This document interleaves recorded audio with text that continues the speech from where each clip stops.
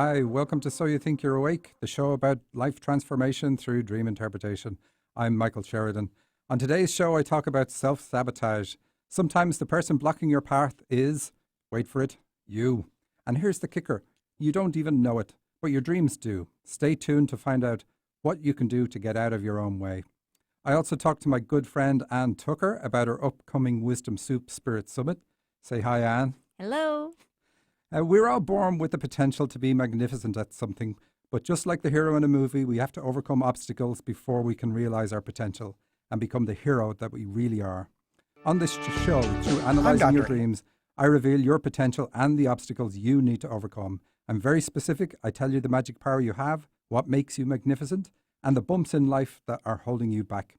These bumps are the obstacles I mentioned earlier. They are not in the way, they are the way. The secret to the meaning of life, your life, is hidden right before your eyes, so close to you that you think it's blocking you from your quest, when all the time it is the quest. To get in on the action, go to dream-analysis.com, fill in the form and submit your dream to the show. That's it. That's all you have to do. Last week, I covered end-of-world dreams, and it was prompted by a dream Jennifer sent in. Her dream showed that the issues she needed to look at for her own growth occurred between ages 3 and 5. That's when she tried to shut down her gift. But her dream was old. It was from 2001. What I didn't say on the show, but sent to Jennifer afterwards, was that she is finished with having to work on herself. She doesn't need to change a thing from what she is currently doing. That's the best news you can get. But I will point out that Jennifer currently works as a healer. Now, what about self-sabotage and dreams? This can kick in at any age, including, and this may surprise you, when you find out what your purpose is and you don't like it. This topic features all the time in dreams, so much so that I rarely call it self-sabotage. I just spell out the issue that needs to be addressed to clear it. I spell it out today because discovering and clearing self-sabotage just happens to be one of Anne Tucker's many specialities. And Anne has helped me identify and clear mine. She uses an industrial strength psychic drill bit and broke 3 of them trying to bore deep enough to get to mine, but she got there in the end. Thank you, Anne.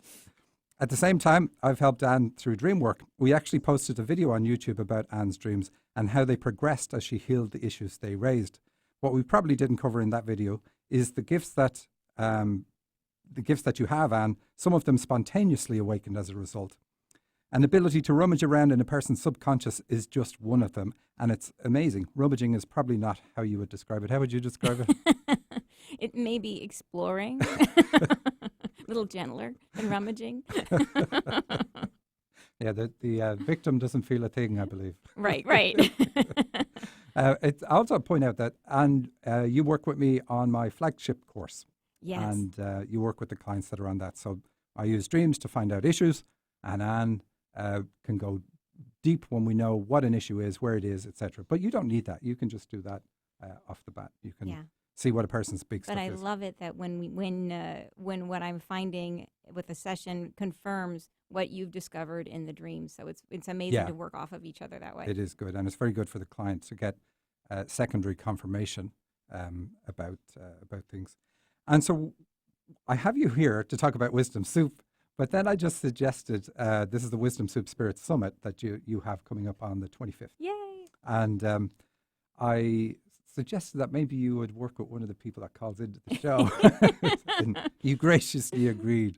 So that's really good. And the other thing is, because I'm going to forget it later on, you'll be interviewing me on Wednesday on your channel. Yes, absolutely. What is your channel? It'll be on the Wisdom Soup Facebook page. We're going to be doing a Facebook Live talking with Michael, who's one of the speakers at the Wisdom Soup Spirit Summit. So in that interview, I'm going to expose all of your deep personal secrets. So See, I told you she had that industrial strength drill bit. Well, for those of you who are saying to yourselves, don't Michael and Anne sound very close, maybe too close? Well, that's because we're married, but not to each other. See what I did there? Gotcha. Yes, we are close, but we know where the boundaries are, and we do all our work with our clothes on. And if your radio is a little red now, it's because Anne is blushing so much that the microphone is actually picking it up. I didn't know it could do that. Okay, so we have a caller on the line. We have Euro, and let's see, can we hear him? Euro, are you there? Oh, yes, I'm here. Okay, great. Thank you, Michael, for your show. It's wonderful. Well, wait till Anne helps you, I mean. today. So you sent dreams into the show before, and in fact, on the show when it aired years ago as well. And what came up on those was that you have a unique perspective on the spiritual field, that you come at things from a different angle than everybody else, and that you were to write a book about that. And that's come back up again in spades for you, the idea that you need to write a book. And now you have a lot more time to do it because you've retired from your conventional career, let's say. But do you want to share with us this particular dream that we're going to do today? Because the reason I mentioned the other ones is this is a continuation. When we look at a particular dream and we see what the issues are, then our dreams are going to move on and say, okay, here's the next step on that. They don't say, here's all the steps. Here's the 10 steps you need to do to enlightenment. They'll say, here's the first step. And when you acknowledge that one, they'll give you the next piece. And when you acknowledge that, you get the next piece. And that's the way it goes. It doesn't make sense to do it any other way. But anyway, do you want to share your dream with us, and then I'll give a summary of it? Okay, yes. I was about to make a phone call. I was on a bus. I remember having some people in front of me. And the phone call that I was going to make was about a little girl. While I was dialing the phone numbers, somebody brought the little girl inside, and there she was, and there was my answer. So she was the reason I was making a phone call. So suddenly I got the answer, and so I have no reason to continue, but I got through. So I did not have any more questions because I got the answer, and so I made it up. I made something up as a reason that I was calling. So, but then the person on the other side was not falling for it. They didn't believe me. They just kept being quiet and like, no, that's not why you're calling. So then I hang up. So okay. So would you give us a little bit of background about you? So I've been saying to you for some time, not just on the radio, but offline as well, that you need to write a book. And you're saying, okay, I'm going to write a book, and correct me if I got pieces of this wrong. I'm going to write it over a period of time, but I'm really going to kick into it in about 3 years' time when I move back to Croatia. Because you said financially you're under constraints here, and it's not feasible for you to do it here. Is that correct? Would that be a good summary? It's pretty close. Mostly, first I didn't believe I could write a book because my own perception of what interesting it is to, and what's captivating for a reader. It was built in my own education and previous life when I was reading only classics according to recommendations and critics and all. And so I didn't think I could read the book. And besides, of course, the economic side, I probably couldn't take time to sit down and read it. But mostly I was blocked by the idea, who am I to write a book? There's nothing interesting in my life. When I look at the serious classics, everything that they did, every word that they wrote was perfect. How can I make it perfect? So that was me comparing myself to a very high standard. And I have to point out, how am I supposed to write? I have to point out it's important. You're an English teacher, so that's definitely going to help you. So, yeah, I understand that. And it all makes perfect logical sense. And that's the problem. It only makes logical sense. But you have a very interesting background, and we're not really going to get into that, but you have a very interesting background. You came from the former Yugoslavia. And when you came to America first, your country disappeared. So the passport you had wouldn't even let you get back to any country that you came from. Isn't that true? That's absolutely true. Now I only have American passport. Yeah, I know. But you see, that's already extremely interesting. Anyway, it's just you think you don't have an interesting past, but it's like, I can't imagine. I mean, I've seen movies where that is just the theme. Somebody's passport is no good while they're in transit in America or something like that. Forget what that one was called. But anyway, your dream. So you're saying, okay, the last time you were talking to me, you were saying financially you couldn't do the book now. Now you're saying it's also the idea of the perfection, which is closer to the bone, I think. And I said, okay, so what happened in this dream, this one that you just told us, where you're on the phone and then you get the answer and you don't just say, oh, it's okay, I don't need to talk. I said, focus on that part. Why did you want to say to the people, make up an answer or a question? Why did you want to do that? Well, it's probably my excuses. I mean, that's what I can come up with. That's But the only thing. wasn't it? You said that you didn't want to feel foolish or appear foolish by Yes, making a call and not asking a question. yes, because I already have an answer. So, like asking something that you know the answer to makes you foolish. That's what I felt. Okay. And so I Yeah. said the focus for you is to look at why, instead of looking at money and any other reasons, it's to look at that and look at why is it that you would feel that way or behave differently based on your perception of what other people are going to think about you. And that's your actual block for writing the book. So you need to source where that comes from. And once you solve that, then any financial constraints and any other constraints that are there, and this is the self-sabotage, any of those will just disappear because they're not an issue. They're just brought into your life because you allow them to be the excuse for not wanting to write the book because of this other issue. And so we do this self-sabotage. We all do it. It's not just you, but you volunteered to be the spokesperson for self-saboteurs on the show. But we all do it, and we're not aware we're doing it. But when we look at the issue in the dreams, we clear whatever causes us to bring in the self-sabotage and block us. So we do have real blocks, but when we focus on the correct issue that's making us want to put those blocks in place, then they disappear because they have no foundation anymore. And that's where I want to bring Anne in, and you were offering to help Euro with this. Yes, absolutely. If you're up for it, Euro. Absolutely, yes. All right. So, so if you'd like, what we'll do together is we'll take a moment and I'll look into your subconscious and we'll just see what presents. And frequently, what we'll see is I'll get an image and I'll tell you what it is. And sometimes it'll be very specific, something you remember. But what it's showing me will be, getting towards the source of what's creating this issue for you. So I'll just tell you what I see and we'll see how it resonates for you. So if you are open to that, do I have your permission to look at and work with your energy?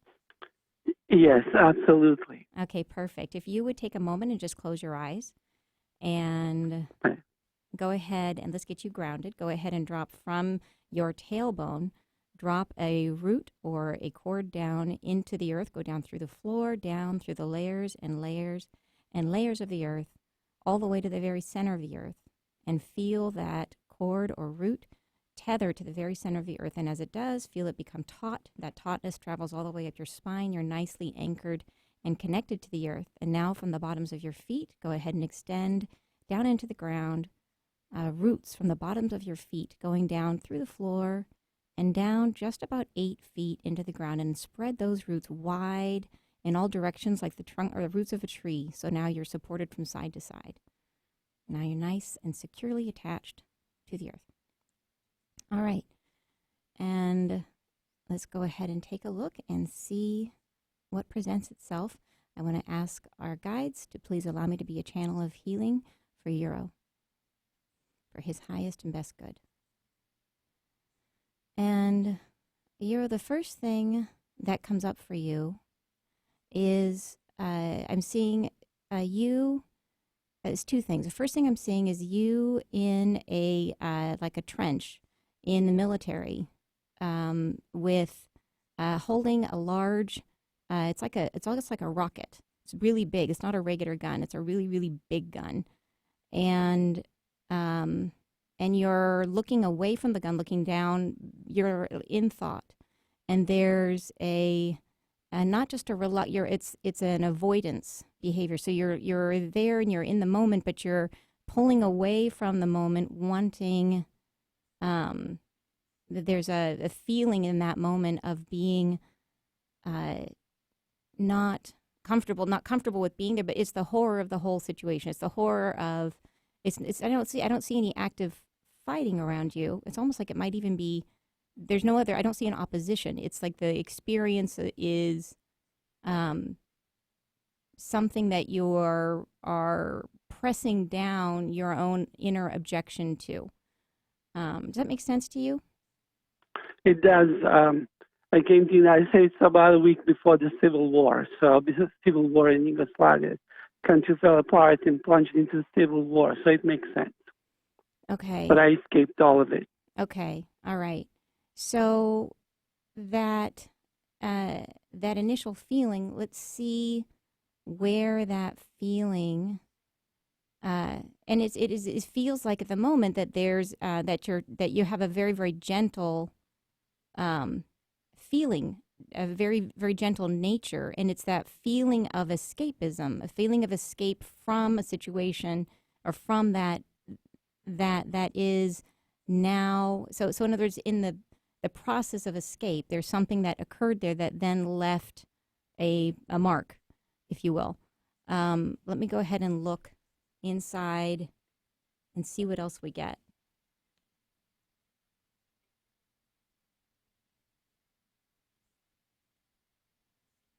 So in the process of what that created in the process of leaving, a process of essentially it's escaping is what it is. So it's a mental, what I'm seeing in the vision, it's a mental escapism, but it is an actual escape from the moment. It's almost like there's still a piece of you, the action piece of you is still there. It's like when people say, I left my heart in San Francisco, you left your heart in the Civil War. It's the mental escapism. So it's the fact that you got away, you did escape it, but there's a piece of you that felt like you should be doing it. That felt like you should be. There's a piece of you that was, so even though getting away was the right thing for you, was meant to be, there's some aspect of your subconscious that felt like it was almost like an obligation, or felt like and it's the doing side of yourself. So that you've got this contrast right now going on between the doing and the escaping, and feeling like the escaping is so it's almost like there's an inner shame around the escaping. Does that make sense to you? It absolutely does. I feel totally strange. I was able to escape. I don't know how and why. Mm-hmm. So many people were left behind. A lot of them killed. Mm-hmm. Lots of them survived. And I don't know if that's a guilt feeling or it's just interesting, strange feeling that I could have stayed there. They were looking for me. There's a huge story about it. And so, Mm-hmm. Yeah. So it makes sense. So I don't know if we have time to go into a full healing around this, but that is the source of what's creating this block for you. So Anne talked to me beforehand, and she said she would need 15 minutes to do the healing, which is nothing. But we don't have 15 minutes. So, okay, of course. Of course. So maybe in your next lifetime we'll cross paths again, and we'll contact us after the show. It's a deal. Okay, so thank you very much, Euro. Have you any questions or anything you want to add, either of you? I don't want to just tie this off. No, I don't have. This is amazing, and it's an interesting perspective on, an eye-opening perspective on what could be blocking me. Yes, and as you're working on it, so whatever steps you take next is to look at think of it as two aspects of yourself. There's the self that is the doing side of you. That's the one that takes action, and that's the one that has his hands on the gun. And then there's the other side of you, which is this much gentler, almost presenting itself like a cat, but it's a gentle side of you that is, and it's the contrast between those two. And so that those two have to be brought back together in order for you to heal this particular block. Okay, that sounds amazing. Yeah. Excellent. Thank you very much for your call, Euro. Thank you so much for answering my call. Thank you. Okay, bye. So, we don't need the headphones now. So, what you just did there is so different from what you used to do. You worked in the executive world. Yes. How did you go from that to this? And can we talk about the Wisdom Soup Spirit Summit? Yes. That is on the 25th, by the way. There's only 18 tickets left to this. Yes, 18 remaining, and which that's is amazing. But, why are you running this Wisdom Soup Spirit Summit? What are you solving for? And what made you decide that this is what you should do, given how different it is from what you've done before? Yeah, it's really funny. It is really different. I came from the corporate world. I was a leadership consultant. I was working in, tech companies and med tech companies, very left-brained. And, at the time that I was having my spiritual awakening, and you know how spiritual awakening happens, it's not like nobody asks your permission for when your awakening happens. Yeah. It's like it just happens. And it is, you and I have talked about that it's something that we pre-plan, right? And the events that led up to mine were absolutely pre-planned. So there was nothing stopping it. And as that happened, and as I became more, my gifts were coming in, and it was like they were, showing up whether I wanted them to or not. And I found that I had to leave more and more of myself at the door when I went in to work with a client. That there was so much more depth to what I could offer, and even as I was finding. Is this in the corporate world still? Yeah. Clients in the corporate world. Yeah, it is, and it's funny. Like I think there's individuals within the corporate world who are open and excited to learn about this stuff and to go deeper. Very much so. Yeah, for sure. But as a general rule, especially in the fields that I was in, there was almost a reverence for the left brain. And so, if I was to go into any of the deeper stuff, there was just I could tell people what was going on. I couldn't tell them why it was going on. And I always felt like I had a big piece of myself that I was holding back. And at the same time, I also found that as I was opening, I was falling out of resonance with some of my friends. Like I couldn't find anybody else who was doing the same stuff I was doing or learning. In the beginning, you're just bumbling into everything, trying to figure out what all this stuff means.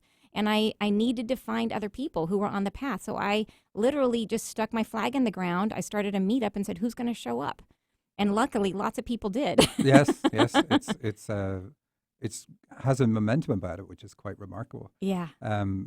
So I'm just going to pull you back to this. Yeah. You said going into the corporate executive field, you had to leave a lot of yourself at the door because you knew what was going on, you knew why it was going on, but you couldn't share that. You couldn't say that because even though that would solve the person's problem, they weren't ready to hear it. Absolutely. And so you left and started doing that in the spiritual field, let's say.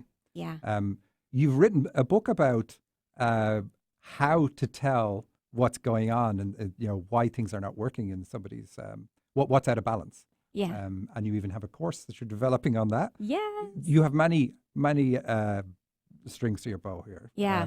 But why do the wisdom soup? I mean, I partly got it from that. Yeah. It's because you wanted other people who are having the same experiences, and you wanted to put an anchor in the ground and say we can all meet here. Yeah. Is it that? So that's a big chunk of it. I mean, there were so many good reasons to do it. So one of it is to find my people, right? To find my tribe. Who is it that I can connect with and learn from and grow with? There was that sense I really wanted a community that I could grow with. And I couldn't figure out how to find them. There was nothing else like that on the East Side. So that was a piece of it. There's the other pieces as it got rolling is I discovered how much I love promoting and developing other healers. So I use the Wisdom Soup meetup as a way of finding other people who are, other teachers. And it led to me developing an app, the Wisdom Soup app, where people can connect and find with the healers and the teachers that they want to work with. So it's sort of like this whole process of the building of the community, of finding, bringing more healers out into the world. It's all of it. All of it is incredibly rewarding for me. And they're all vetted, I must say. Absolutely. They have to pass your standard. Absolutely. I work with everybody before I bring them onto the app or into the meetup. So what can people expect at the Wisdom Soup Spirit Summit? Oh, it's a mouthful, by the way. Yeah, it is actually. I should come up with an acronym, right? Like WOW or something cool like that. But the summit, this is our second year having it. And it sold out last year, and we are on track to sold out again. So, like I said, literally, and it's as bigger of today, this year. Yeah, it is. It's quite a bit bigger this year. So, and we have the concept behind it is to give people an experience and to create an environment where they can not only sort of fully step into you start to step into their own gifts because we all have them, but also find the resources, the people that they're going to need. It's like from this event, people sort of ricochet out, and it has this aftermath where I've met people who went to the Wisdom Soup Spirit Summit last year who came in ill, and through the experience of this event, they connected with the teachers and the healers that over the course of the next month, they were healed. So your experience zones that you have, that's what makes yours very much unique. You have experience zones where you have lots of healers and all the speakers are accessible to the public or to the people who are at the event. Yeah. And there's no cost. There's no additional cost to that. Exactly. So they can experience anything they want. Yeah. And talk to anybody they want. Absolutely. So we've got fantastic speakers, and then we have multiple different, you can try an experiment with lots of different healing modalities and see what you like. It's really hard if you have to have a bunch of different sessions. This way you get to try lots of stuff and see what works for you. And it's a seated event. Yes. You make the speakers walk. Yes. Yeah, exactly. So a lot of it is talks that are very entertaining. Yeah. And then you break out for the experience zones and workshops and Exactly. things like, and we've like got I said, fantastic speakers coming, like Maureen St. Germain and Lisa Campion and you, and lots of fantastic people are going to be there. Excellent. And the price is $80. It Yeah. is an amazing deal. It is very good. Okay, we're running out of time for that. But I think we've covered everything. Is there anything you want to add about the event? Oh, gosh. It's on Eventbrite, or you can find the tickets at wisdomsoup.com. I'll send it out to anybody who's on the list for this show as well. Perfect. Okay. Perfect. So wisdomsoup.com Yeah. is basically where they need to go to. So we have to squeeze a dream in or I'll be in trouble. This one comes from Lisa. She says, I'm sitting on a roof sitting area meditating. Something is being placed onto my lap. It is a long staff made from a tree branch. There are birds around me. I open my eyes in time to see a tail-winged man fly from the roof, winged man fly from the roof to the ground among people wearing medieval clothing. His wings are like dragon or pterodactyl wings, articulated. He folds them behind his back, then he blends in with the regular people and I lose track of him, but I want to find him. I tell a female friend that he was 6'6" tall. I quickly correct myself in case I seem like I'm exaggerating and bragging, and I say he was 6 feet tall. So this is really positive. This dream says you have the ability to cast protection, spells, and magic to help people. You did this in a past life. You don't even need to learn how to do this. It's natural to you, and you can do it in a meditative state. And that's basically it. We're out of time. So if you want to get in on the action and send me a dream, next week I will make up for it. We'll do loads of dreams. Go to dream-analysis.com. Fill in the form, and that's all you have to do. If you want to attempt your own analysis, you can also get my dictionary at that website. And I also want to say thank you, Anne, for working with me, because it is partly through working with you that this show is back on the air. Awesome. So that's our show for this week. Until next week, actually every week, I'm Michael Sheridan. The views expressed on this program are those of the host, guest, and callers, and are not necessarily those of